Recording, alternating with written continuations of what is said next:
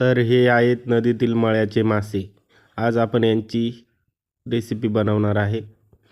तर आपण कांदा, हिरवी मिरची आणि टमाटे इथे घेतलेले आहेत. सर्वप्रथम गॅस चालू करून आपण त्यात तेल टाकून घेणार आहे आणि त्यानंतर माशांमध्ये हळद, मिरची तसेच लाल तिखट आणि कांदा मसाला सर्व मसाले मिक्स करून घेणार आहेत.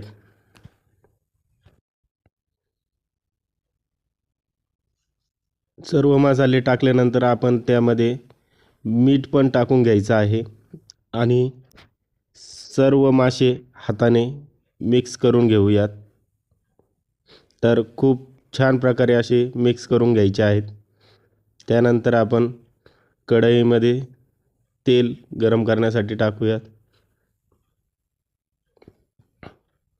त्यानंतर लगेच आपण कांदा त्यात टाकूयात. नंतर त्यामध्ये हिरवी मिरची पण ॲड करा आणि ते चांगलं मिक्स करून घ्या. त्यानंतर त्यामध्ये टमाटे टाका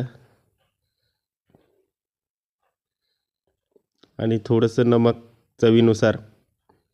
ते सर्व टाकल्यानंतर परत एकदा मिक्स करून घ्या. त्यानंतर चांगलं शिजल्यानंतर त्यामध्ये मासे मिक्स करा आणि ते चांगले हलवून घ्या. त्यानंतर थोड्या वेळासाठी झाकण ठेवा. तर अशी तयार आहे आपली नदीतील मळे माशांची सोपी आणि साधी रेसिपी. तर तुम्हीही करून बघा आणि व्हिडिओला लाईक आणि फॉलो नक्की करा.